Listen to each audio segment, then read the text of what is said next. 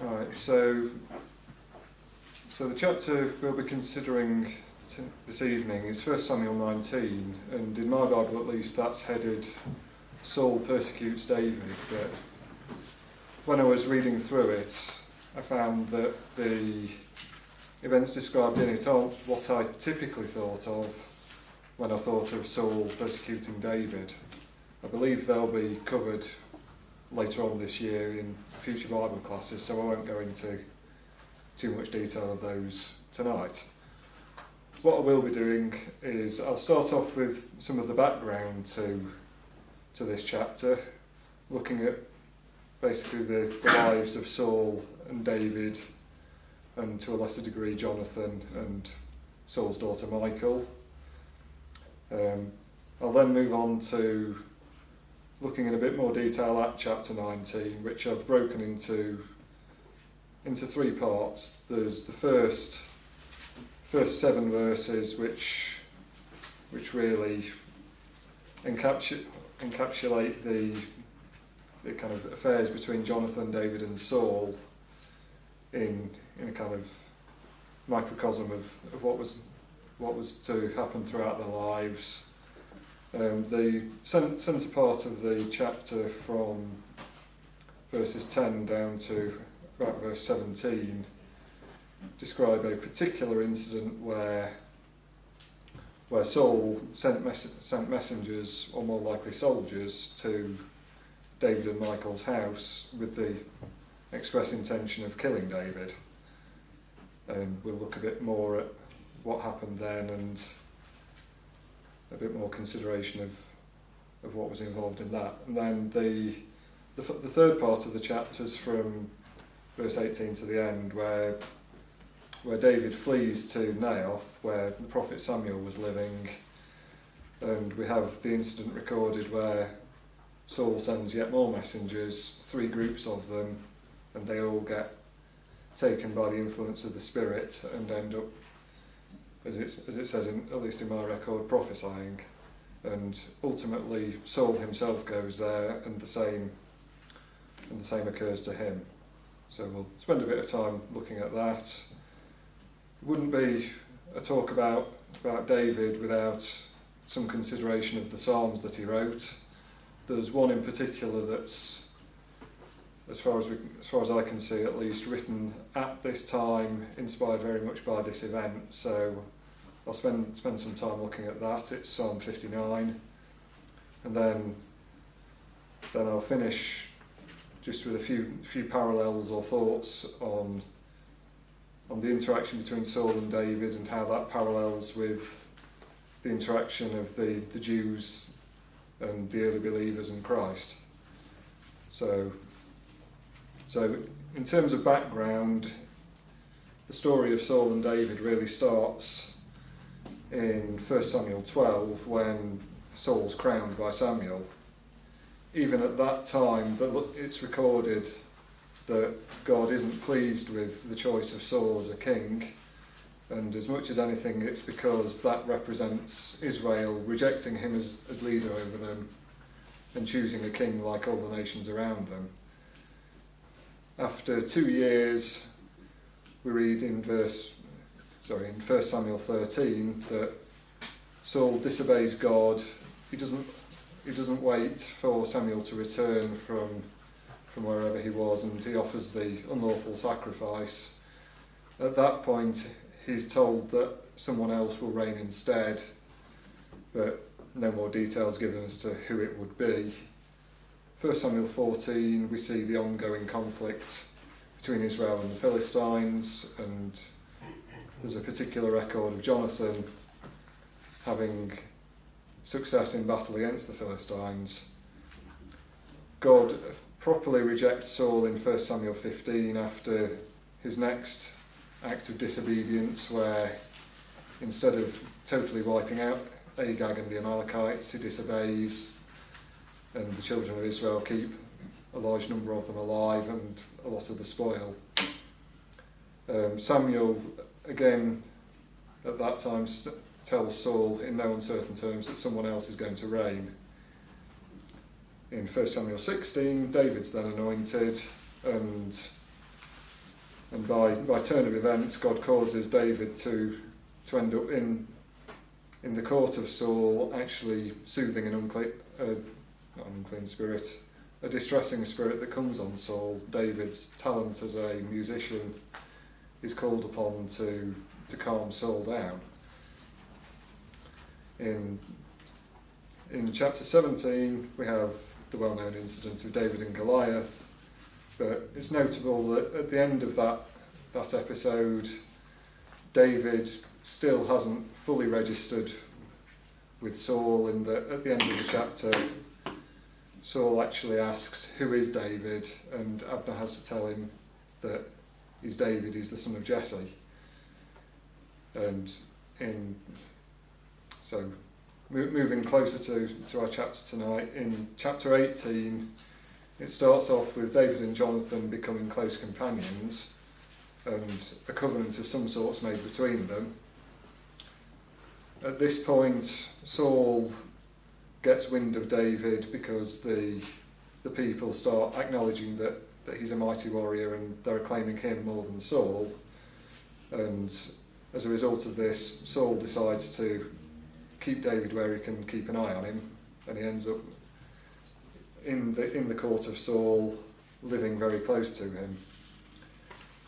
At this point, Saul decides that it would be beneficial to have David as a son-in-law, and at the end of chapter 18, we have the incident where David ends up marrying Michal. It's worth spending a minute or two just going over the background of that, because it's not something I'd really picked up on before, that Saul originally offered his eldest daughter Merab to David as a wife, but for reasons known to Saul, she was actually given to Adriel the Maholathite as a wife instead. It's then recorded that Michal actually loved David, she cared a lot about him, so Saul decides to make use of this, and once again he makes the offer to David of marry my daughter, become the king's son-in-law.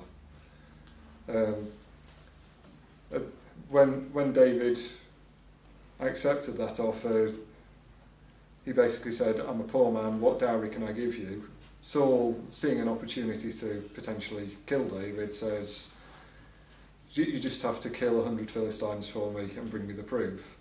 David goes out and kills double the number, and Saul then has no option but to give him his daughter Michal as a wife. Saul obviously wanted to use Michal against David, and as we'll see in a bit, Michal's affection towards David caused Saul to actually hate David even more. So as we come to the start of chapter 19, we find that David's got Saul as his father-in-law, rapidly turning into his fiercest enemy, knowing that David would one day succeed Saul as king. Saul, as we've seen, hates him for being more popular as a leader of the people than he is, and he's looking to kill him. He's got his closest companion in Jonathan, who's Saul's son. His wife is Saul's daughter, and he's also, by reason of circumstance, living extremely close to where Saul had his base, as we'll see a bit later.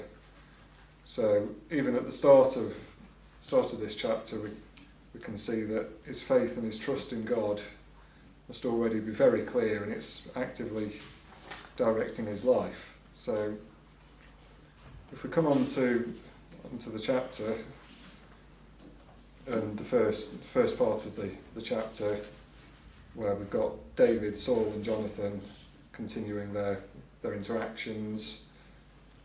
So in verse 1, Saul spoke to Jonathan, his son, and to all his servants that they should kill David. But Jonathan, Saul's son, delighted greatly in David. So Jonathan told David, saying, "My father seeks to kill you. Therefore, please be on your guard until morning, and stay in a secret place and hide.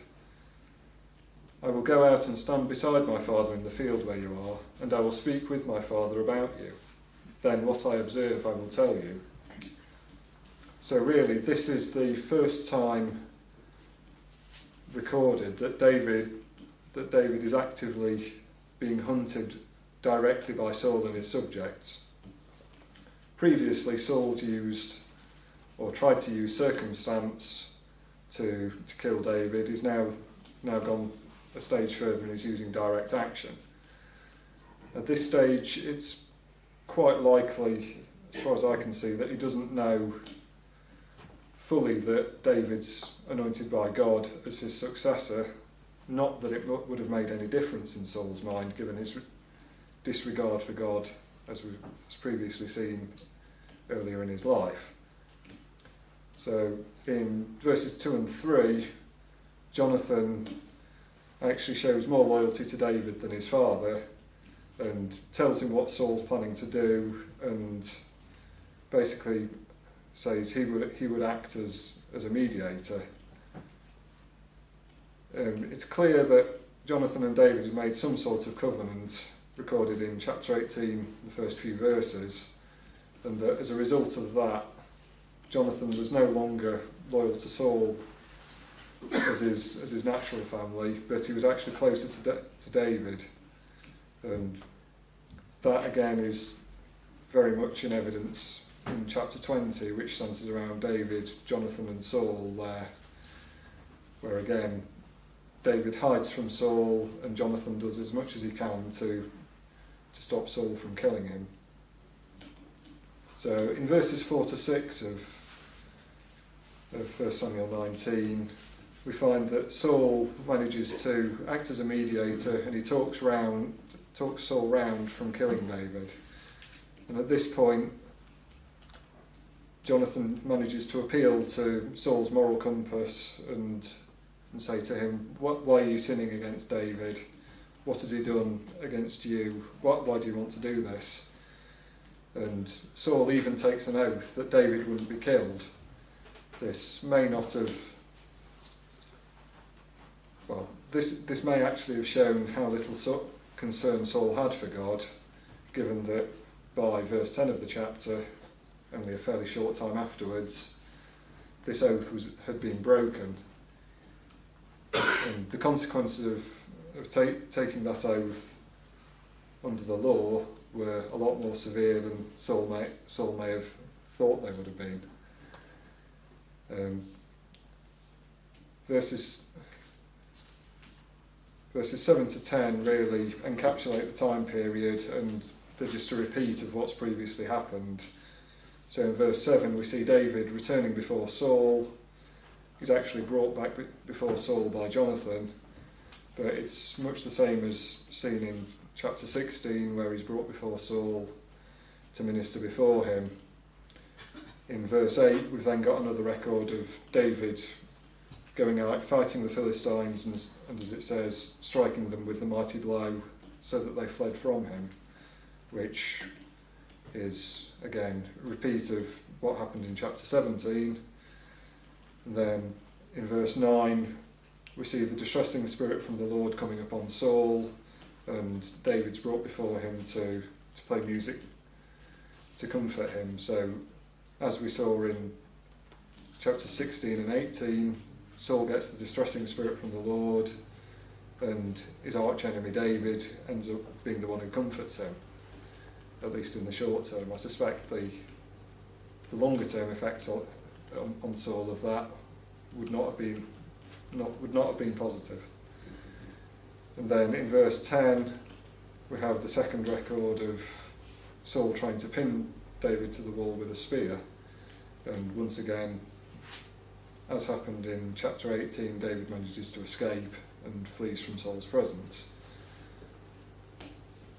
Given that this appears to be a cyclic kind of set of events, very similar to the cycle recorded in the Judges, I kind of think that this is actually God giving Saul an opportunity to reconsider his ways. He's put David in front of him to show him a man after God's own heart, and he's giving Saul an opportunity to change his ways and repent.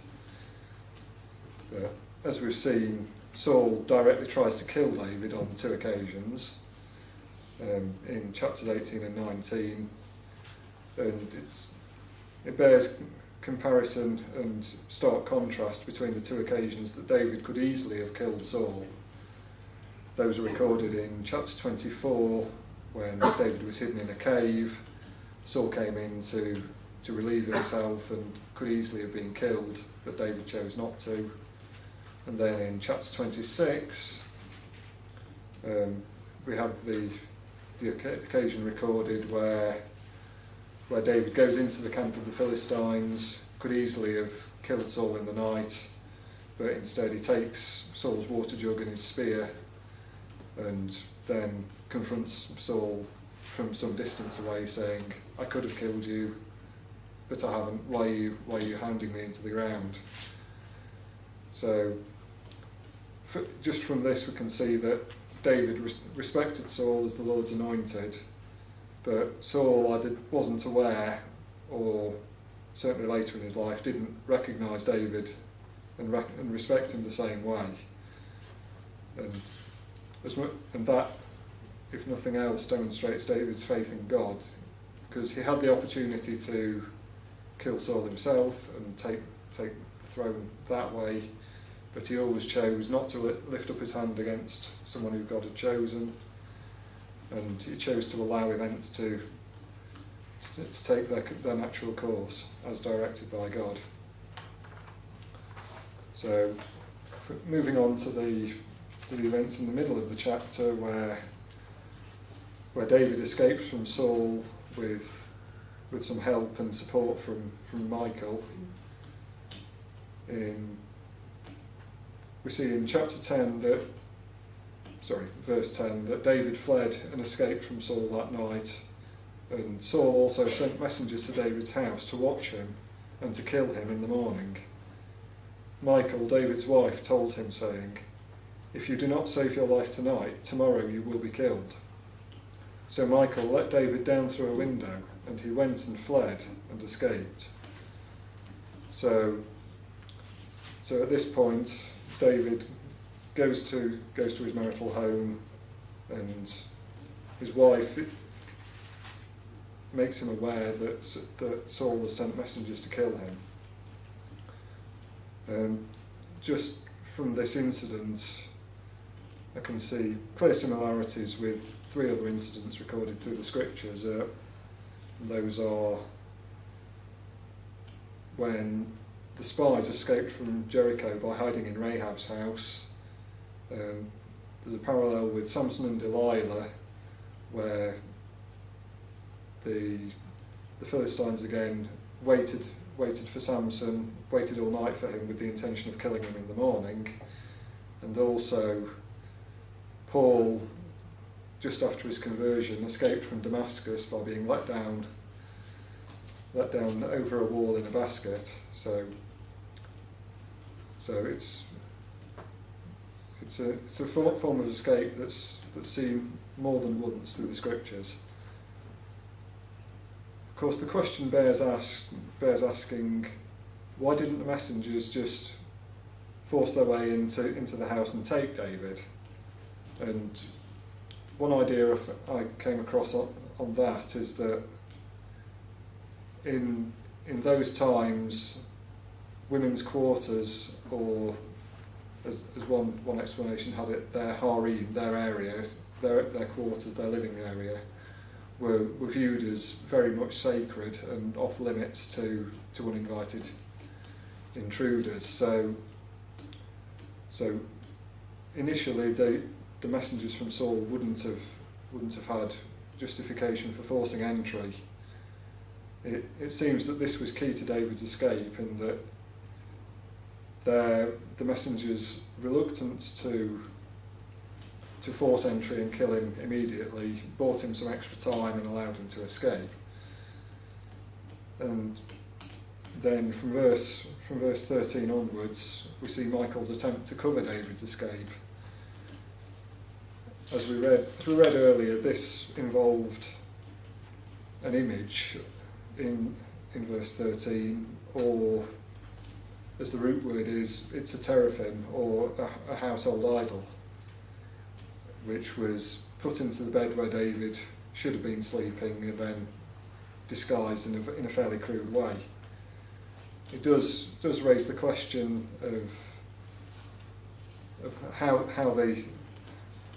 the idols came to be in the household. It's almost certain that they were brought in by Michal rather than David, and that got me thinking, could this actually have been another part of Saul's motive to allow David to marry Michal, given that she would have been in a position possibly to turn him away from God to worshipping idols. In 1 Samuel 18 verse 21, when he's thinking about giving David to Michal, Saul says, "I will give her to him, that she may be a snare to him, and that the hand of the Philistines may be against him." So Saul was clearly looking for ways to snare him, and if he knew that Michal had idolatrous tendencies, or she'd been brought up in an idolatrous house, that may have been another way that Saul was thinking, I can use this, I can turn him away from God, and once I've done that, I can kill him. So one thing that is notable, just going back to the images, is that they certainly appear to have grown in size from Jacob's time.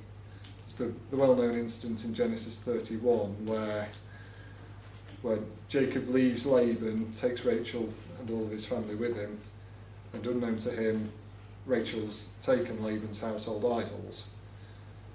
When Laban catches up with him, he searches all of Jacob's camp, and finally he ends up at the tent of Rachel, but she's actually sitting on the household images, which to me at least implies that the ones that Rachel stole were significantly smaller than the image that Michal used to aid David's escape. What was this increase in size of the image reflecting an increased prominence, or as is often the case, some kind of one-upmanship in terms of idol worship? Either way, it was still a key part in David's escape. So back in chapter 19, after David's escaped, there's a confrontation in verse 17 between Michal and Saul. Like Jonathan, Michal is now more loyal to David than she is to her father, even though Saul at this stage clearly expects her loyalty to lie with him.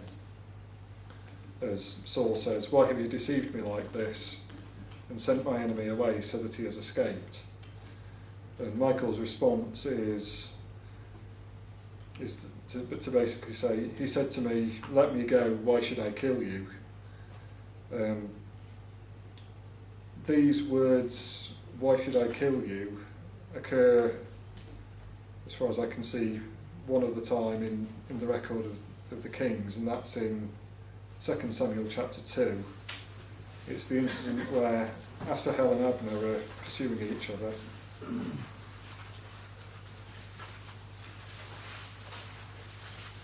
sorry, I've got a wrong reference there.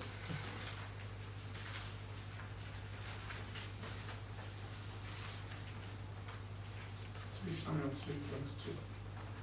Say again, sorry? 2 Samuel 2:22.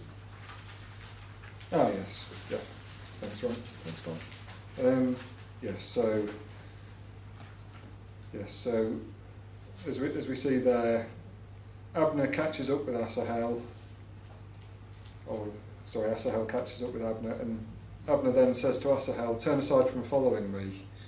Why should I strike you to the ground? How could I then face your brother Joab?" And it's that final thing that he says of "How could I then face your brother Joab?"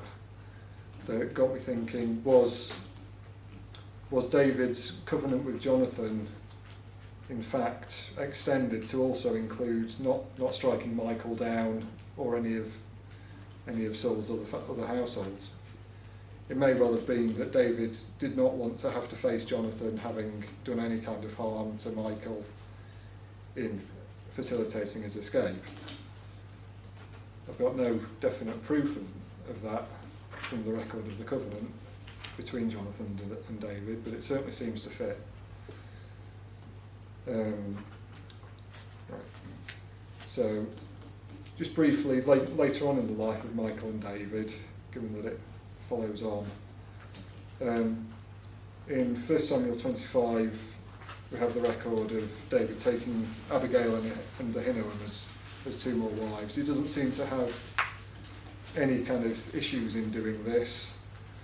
Certainly at the time, the custom seemed to be for men to have more than one wife, and that didn't seem to be an issue to him. It also didn't seem to be an issue for Saul to then give Michal, who was David's wife, to Paltiel, as is recorded in 1 Samuel 25.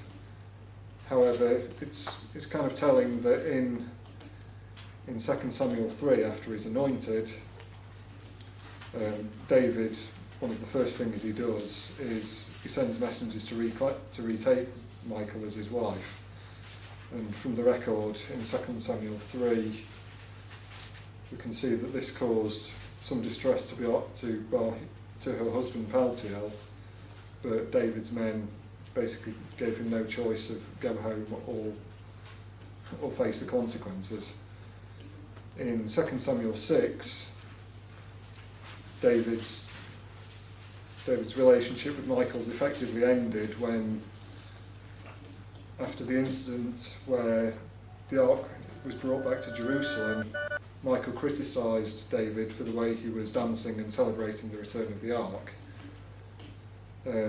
Whether this was just as a result of that lack of respect, or also a kind of cumulative effect, including previous loyalty to other gods, isn't necessarily clear. But certainly after that point, David says that he would never have children by her. But that in some ways was probably recognition of God's plan, given that David, having children by Saul's descendants, would have made his later life even more complicated with family relations than it already was. So we can see from that incident that it was clear that Michal loved David more than Saul, even though she didn't fully follow God, if she did at all, and Saul was clearly trying to use this against David. However, even Michal's idolatry was then used to allow David to escape, and once again he managed to do that.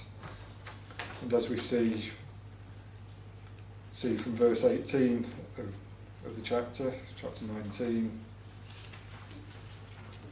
David flees and takes refuge with Samuel at Ramah, and we then have the incident recorded of Saul and the prophets.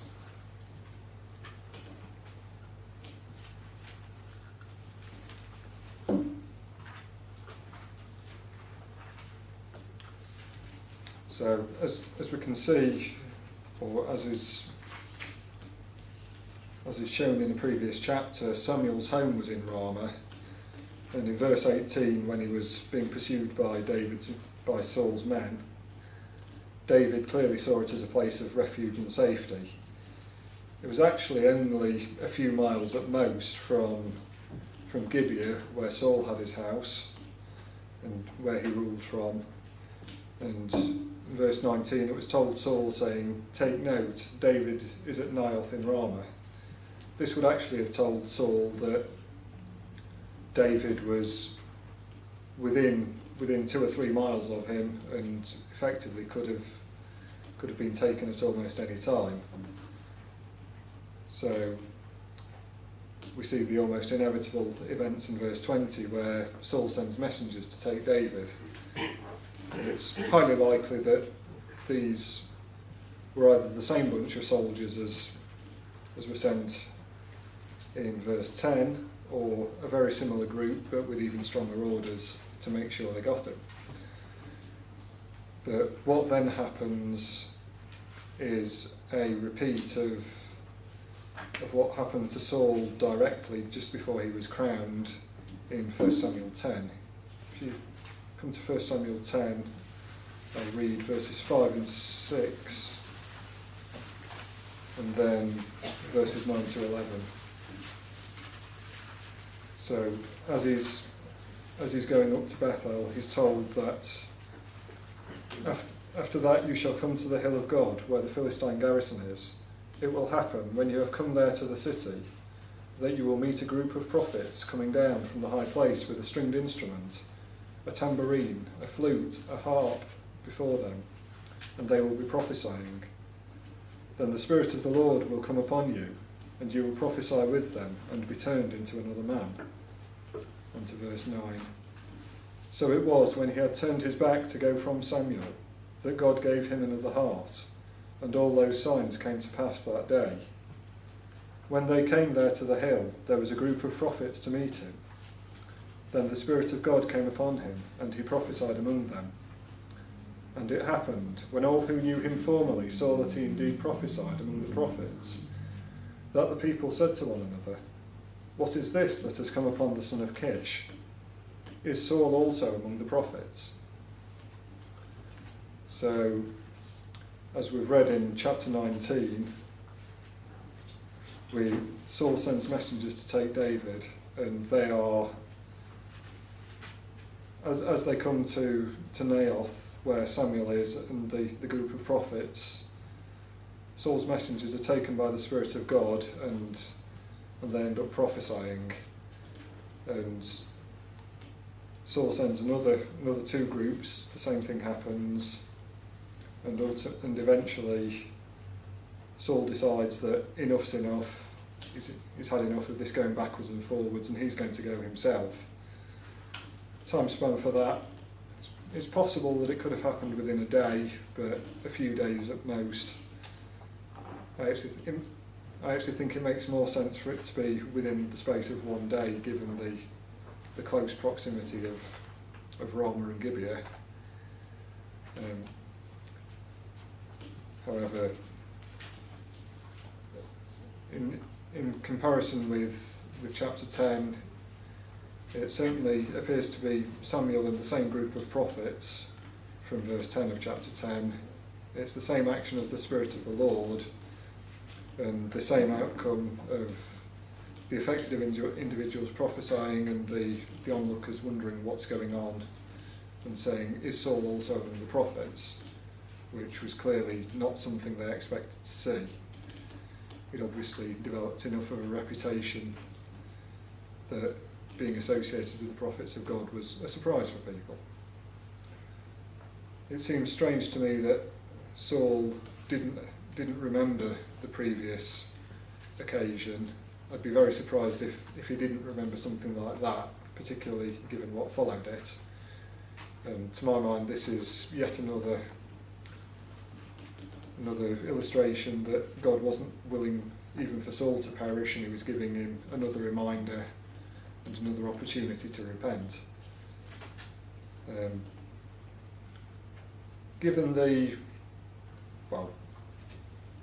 Another question that came to my mind when they're described as prophesying, to my mind it didn't make sense for the readily accepted meaning of the verb to prophesy, i.e. telling future events, to be happening to several groups of people at the same time. Looking at the Hebrew root word, which was naba, which is also translated to speak or sing by inspiration, and then from a concordance, that's either in prediction or simple discourse under inspiration. In this case, the latter seems a bit more likely, in that they were inspired to speak whatever God put in their mouths, rather than predicting events which would have had to have been fairly immediately fulfilled for them to be recognised as prophets. That, to me, makes more sense than saying that they were foretelling some future occurrences. If there's any comment or any correction on that, I'd be glad to hear it. So, So, as we've seen, both times the people surrounding Samuel weren't expecting to see Saul with the prophets at all. It's very clear in both in 1 Samuel 10 and this chapter that Saul being among the prophets was sufficiently noteworthy for it to even be turned into a proverb. And as is recorded, the people were saying, is Saul also among the prophets? And that ended up used as a proverb throughout Israel.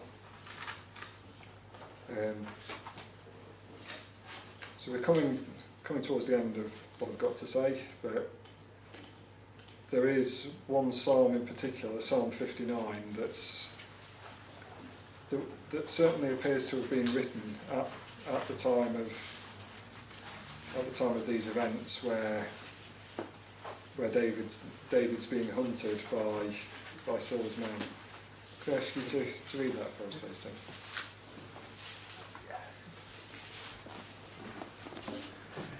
So reading with you from the book of Psalms 59. To the chief musician Altaskith, Miktam of David, when Saul sent, and they watched the house to kill him. Deliver me from mine enemies, O my God. Defend me from them that rise up against me. Deliver me from the workers of iniquity, and save me from the bloody men. For, lo, they lie in wait for my soul. The mighty are gathered against me. Not for my transgression, not for my sin, O Yahweh. They run and prepare themselves without my fault. Awake to help me, and behold. Thou therefore, O Yahweh, God of hosts, the God of Israel, awake to visit all the heathen. Be not merciful to any wicked transgressors. Selah. They return at evening. They make a noise like a dog, and go round about the city. Behold, they belch out with their mouth. Swords are in their lips. For who, say they, doth hear? But thou, O Yahweh, shalt laugh at them. Thou shalt have all the heathen in derision. Because of his strength will I wait upon thee, for God is my defence. The God of my mercy shall prevent me. God shall let me see my desire upon mine enemies. Slay them not, lest my people forget. Scatter them by thy power, and bring them down, O Lord our shield. For the sin of their mouth and the words of their lips, let them even be taken in their pride, and for cursing and lying which they speak. Consume them in wrath, consume them, that they may not be. And let them know that God ruleth in Jacob unto the ends of the earth. Selah. And at evening let them return, and let them make a noise like a dog, and go round about the city. Let them wander up and down for meat, and grudge if they be not satisfied. But I will sing of thy power. Yea, I will sing aloud of thy mercy in the morning. For thou hast been my defence and refuge in the day of my trouble. Unto thee, O my strength, will I sing. For God is my defence and the God of my mercy.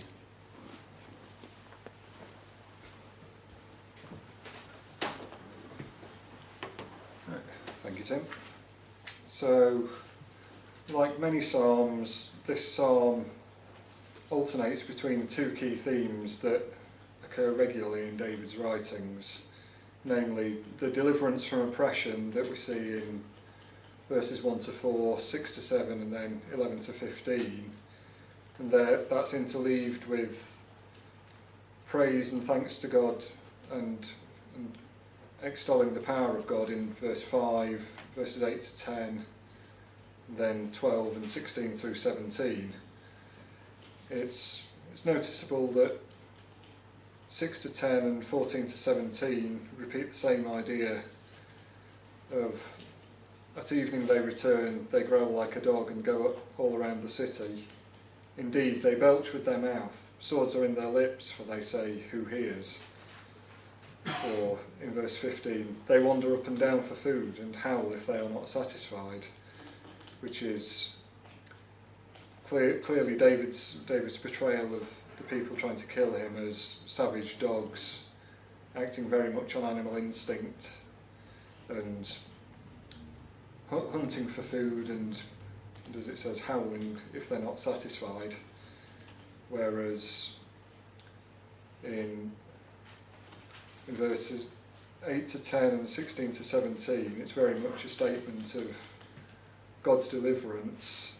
And one thing I did notice was that in verse 9, David says, "I will wait for you, O you his strength, for God is my defence." Whereas in verse 16 and 17, David's saying, you'll note the change of tense here, "But I will sing of your power, yes, I will sing aloud of your mercy in the morning. For you have been my defence and refuge in the day of my trouble. To you, O my strength, I will sing praises, for God is my defence, my God of mercy." So,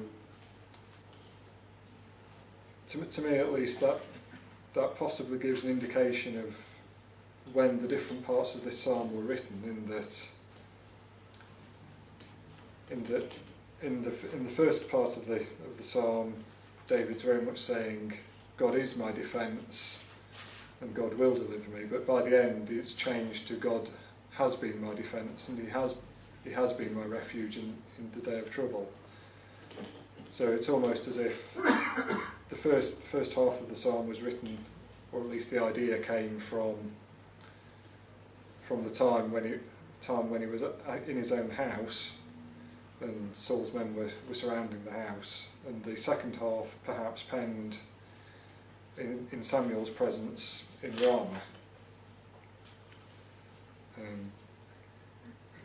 An alternative possibly for the change in tense is more that it's a restatement and a boosting of his own confidence that God has previously delivered him, because as we know from the David and Goliath incident, David had already depended on God to fight bears, lions and various other wild animals whilst keeping sheep.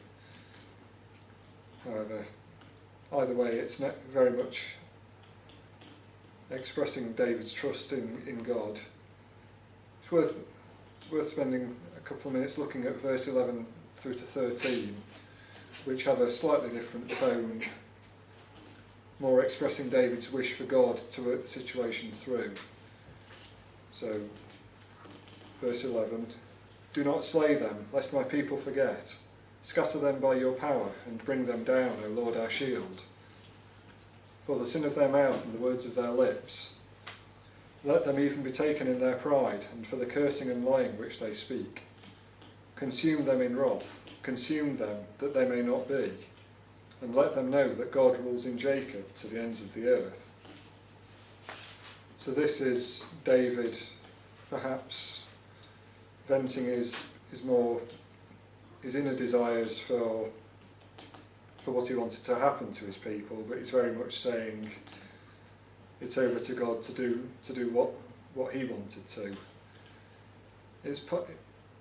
To me it seems that these requests were partly answered by the events that we've seen in 1 Samuel 19, where an incident happened that would have been remembered for quite some time, which ties in with the "do not slay them lest my people forget, scatter them by your power."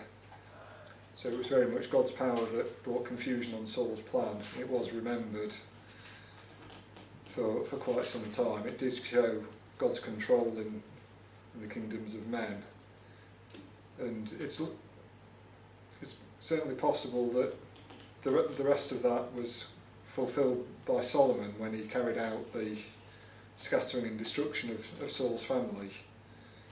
Even by doing this, though, David didn't raise his hand against Saul or any of his descendants. And as we've already said a few times, "Is Saul among the prophets" became a proverb in Israel, so that the incident would have remained in the people's recollection for at least a generation or two. And it's also worth noting very much in passing, verse 13, David's desire that the people may know that God rules in Jacob to the ends of the earth. So it wasn't just deliverance. It was still very much making sure that the people knew of God and ultimately would fear him. So finally, just a few parallels between Saul and David, some similarities between what happened with them and what happened with Christ, the first century Jews and the early church. Saul and the Jews were both chosen by God, the Jews back in Deuteronomy and Saul as king in 1 Samuel 9, but neither were chosen for their loyalty to God. It was very much a case of God made the selection on both occasions rather than any particular appealing characteristics that made God choose them. As we've seen, Saul disobeyed God, so God rejected him, and the Jews repeatedly disobeyed God, and eventually God exiled them, and both Saul and the Jews were replaced by, for want of a better word, more worthy parties. David replaced Saul as king, and the Christian believers became key to God's plan. Saul realised that God had chosen David in 1 Samuel 24 verse 20, where he says, sorry, it's 1 Samuel 24 verse 20. Saul says to David, "And now I know indeed that you shall surely be king, and that the kingdom of Israel shall be established in your hand." So that seems to be the point where Saul actually realises David's going to succeed him. At the time of Christ and the apostles, the Jews get the message of Gentile salvation. For example, in Acts 13 verse 46,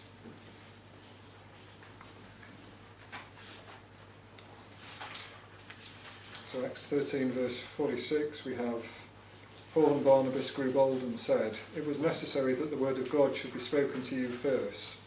But since you reject it and judge yourselves unworthy of everlasting life, behold, we turn to the Gentiles." So that we can clearly see both Saul. So both Saul and the Jews were rejected by the parties trying to turn them back to God, and both Saul and the Jews reacted badly to that realisation. The record in 1 Samuel records repeatedly how Saul tried to eliminate David as a threat to his rulership, and we know from the Acts that the Jews persecuted the early church, and of course in the Gospels they put Christ to death. However, both the efforts of Saul and the Jews were ultimately futile in that David became king and Jesus was resurrected and the early church flourished. And the basis of our hope is the ultimate parallel of this that's still to be fulfilled when Christ returns to set up the kingdom of God. So we've seen, I hope, David's integrity as a man after God's own heart. He was very much loyal to Jonathan and to Michael, and he also inspired loyalty in those around him, whereas Saul was a self-seeking person rejected by God. David always trusted God, even in the presence of the people who wanted to kill him, and he ultimately received what he'd been promised, which is a clear example for us, rather than the example of Saul, who got what was promised him as a result of his actions. So, thank you very much.